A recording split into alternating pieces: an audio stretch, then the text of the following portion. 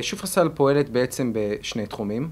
התחום הראשון זה קמעונאות מזון, זה גם התחום הגדול והחשוב. מעבר לכך יש לחברה גם פעילות בתחום הנדל"ן, יש לה גם נכסים של נדל"ן להשקעה ויש לה גם נכסים שהם בעצם החנויות שהחברה משמשת לפעילות של הקמעונאות מזון. ענף קמעונאות המזון בישראל גודלו בערך 60 מיליארד שקל לשנה. זה ענף שחסמי הכניסה שם מאוד נמוכים, לא דורש המון על מנת להקים פעילות של רשת מזון, ולכן התחרות היא מאוד קשה והרווחיות בעקבות זה גם מאוד נמוכה.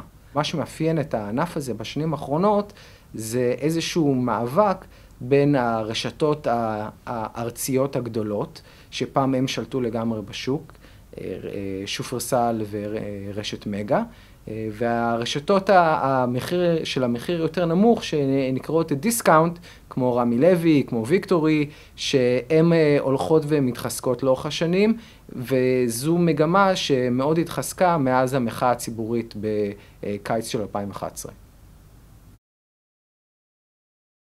האסטרטגיה של שופרסל בעצם השתנתה לאחרונה.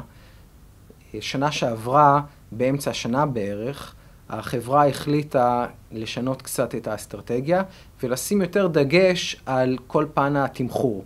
החברה הבינה שהשוק מאוד דורש בעיקר מחירים נמוכים, ולכן היא עשתה איזשהו שינוי מבחינת הדגש האסטרטגי, והלכה יותר לכיוון של הורדת מחירים, החדרה יותר מואצת של המותג הפרטי, ייעול על מנת לחסוך הוצאות שהיא תוכל גם להצדיק את הורדת מחירים, שזה אומר גם סגירת סניפים, והיום היא שמה נמצאת עם הדגש, שזה לתת את המחירים כמה שיותר נמוכים, לתת את ההצעה כמה שיותר זולה, ודרך זה היא מקווה להחזיר במידה מסוימת את אמון של הצרכנים ואת הנתח שוק שלאורך השנים די נשחק.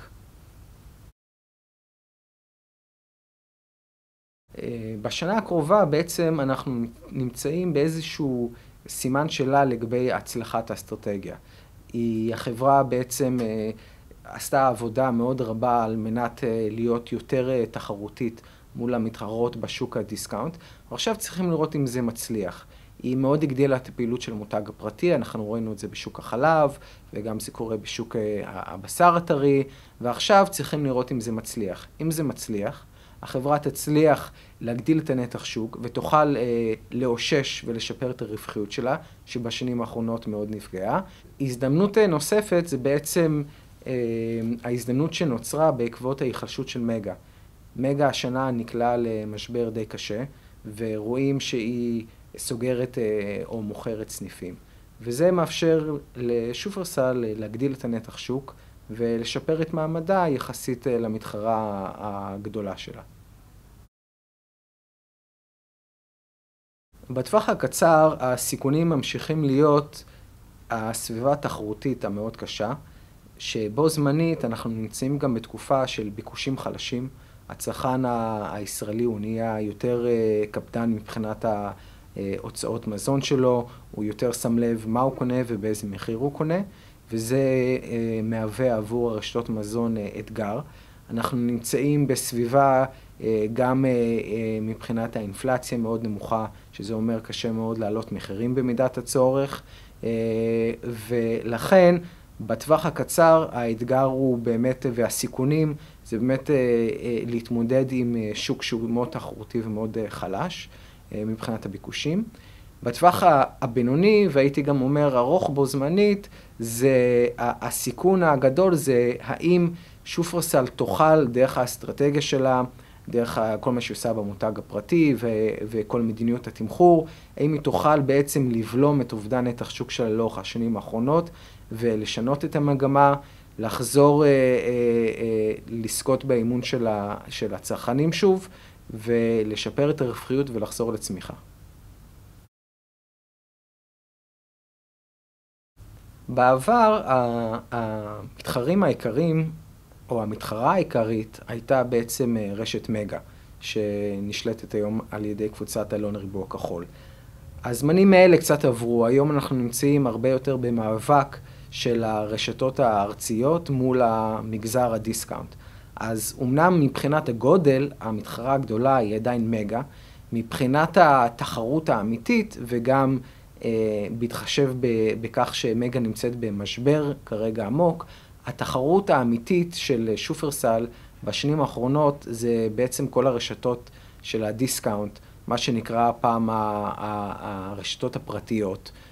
שחקנים כגון רמי לוי קודם כל, שהוא השחקן הגדול, יינות ביטן, ויקטורי, רשתות מזון כאלה, ויש המון.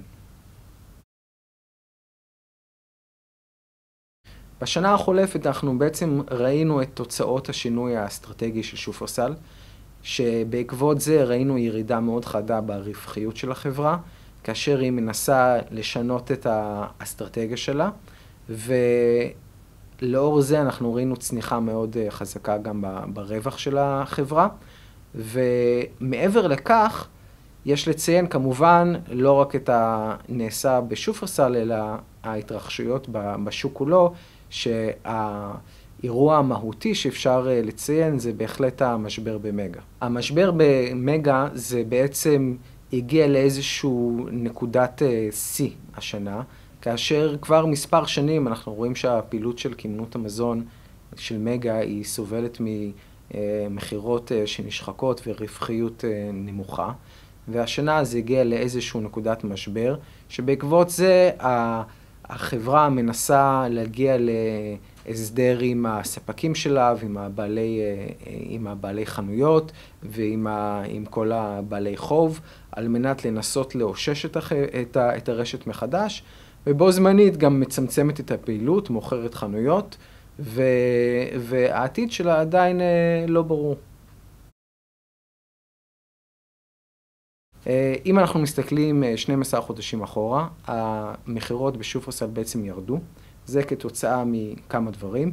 בעיקר שני דברים, שזה גם העובדה שהחברה מורידה מחירים, וזה מצמצם את המחזור, וגם היא, על מנת לנסות לחסוך בהוצאות, היא סגרה חנויות ומצמצמת שטחי מסחר, וביחד כל אלה שמים לחץ על השורה העליונה.